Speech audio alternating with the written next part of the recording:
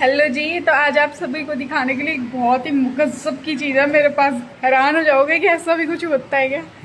और जो गांव वाले हैं वो तो सब जानते हैं, जो शहर वाले हैं उनके लिए एक चीज़ दिखा रही हूँ।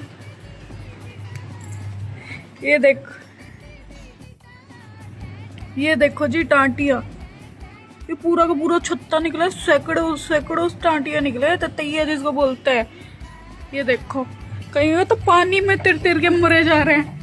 और अब एक और चीज, और अब ये देखो, ये है टांटिया बाइट। हाँ जी, पूरे के पूरे 5-6 टांटिया पूरे हाथ पे खाए तो देखो जी, उंगली पे थे। ये देखो तो पूरा हाथ सूज गया आगे पीछे का।